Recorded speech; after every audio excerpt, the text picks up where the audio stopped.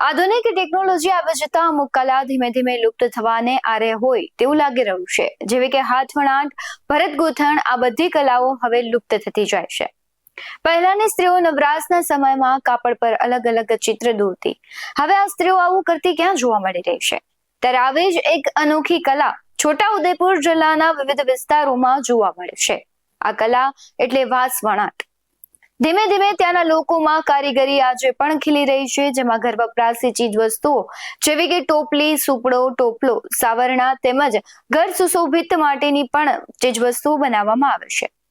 નમસ્કાર, આપની સાથે હું ભગવતી વિશાવડિયા। ગુજરાતના આદિવાસી જિલ્લાઓ પૈકી દાહોદ, છોટાઉદેપુર, નર્મદા તેમજ મધ્યપ્રદેશ સરહદી વિસ્તારના પૂર્વ પટ્ટીના આદિવાસી લોકો મોટા ભાગે ખેતી કરીને પોતાનું ગુજરાન ચલાવે છે।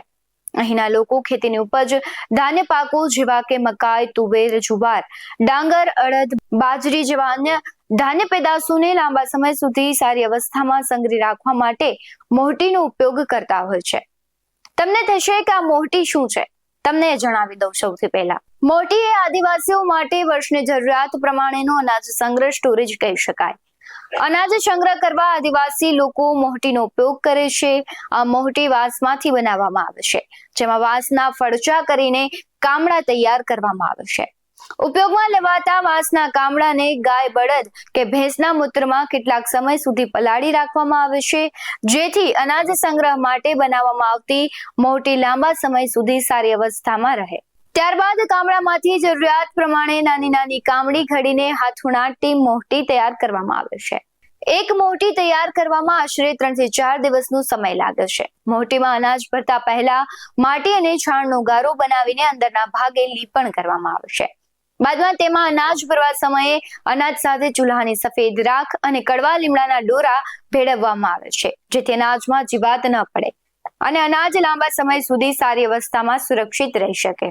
બાદમાં મોહટીના મુખના ભાગે માટી છાણ સાથે ડાંગરના પરાળનો ઉપયોગ કરીને લીપણ કરીને ડાંટો દઈ દેવાય છે। જ્યારે જરૂર પડે ત્યારે એક બાજુનો ડાંટો ખોલીને જરૂરિયાત પ્રમાણે અનાજ કાઢી શકાય। વડીલો મુજબ પહેલાના સમયમાં જ્યારે દુષ્કાળ જેવી સ્થિતિ સર્જાતી ત્યારે અગમચેતીના રૂપે મોહટીમાં ખાસ કરીને ડાંગર, ભેદી, બંટી, શામેલ, રાળો અને કોદરા જેવી ધાન્ય પાકોનો સંગ્રહ કરતા।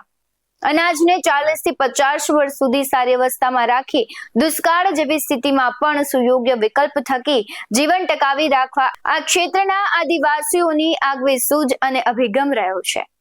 પહેલાના સમયે જ્યારે કોઈ વ્યક્તિ કે મહેમાન ઘરે આવે ત્યારે ઘરમાં મોહટીની સંખ્યા અને તેનું કદ જોઈને ઘરની આર્થિક સદ્ધરતા આંકી લેવાતી। આ મોહટી આદિવાસીઓ માટે આર્થિક સદ્ધરતાનું પ્રતીક પણ છે। તેમજ આ મોહટી આ વિસ્તારના આદિવાસી લોકો માટે અનાજને સાચવી રાખવા માટે એક લાંબા ગાળાના અને બિન ખર્ચાળ કોલ્ડ સ્ટોરેજની ગરજ સારે છે। મોહટી બનાવવાના વ્યવસાય સાથે સંકળાયેલા આદિવાસી લોકો માટે આજીવિકાનું મોહટી સાધન બની ગયું છે। મોહટીની ખરીદી અને વેચાણ ખાસ કરીને દશેરા બાદ વધુ જોવા મળે છે, કારણ કે દશેરા બાદ જ આ વિસ્તારના લોકો વિવિધ ધાન્ય પાકની તબક્કાવાર લણણી કરે છે। ખાસ કરીને છોટાઉદેપુર, ઝોન્સ, રંગપુર અને કવાંટના અઠવાડિયે એક હાટમાં મોટી સંખ્યામાં લોકોની મોહટી લે અને વેચ કરે છે। એક મોહટીની જો કિંમતની વાત કરીએ તો 400 રૂપિયાથી લઈને 3000 રૂપિયા સુધી હોય છે। મોહટીની સંગ્રહ ક્ષમતા અંદાજે 100 કિલોથી લઈને 2000 કિલો હોય છે।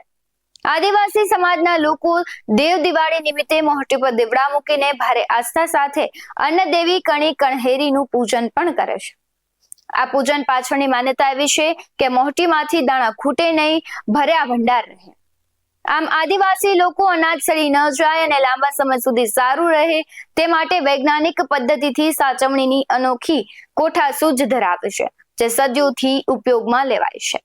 આવા જ વધુ અહેવાલો સાથે ફરી મળતા રહીશું। તમે અમારી YouTube ચેનલને સબસ્ક્રાઇબ કરવાનું, અમને Facebook અને Instagram પર ફોલો કરવાનું ભૂલશો નહીં। બાકી અવનવી અપડેટ્સ મેળવવા માટે જોતા રહો BEST9 TV ન્યૂઝ। નમસ્કાર।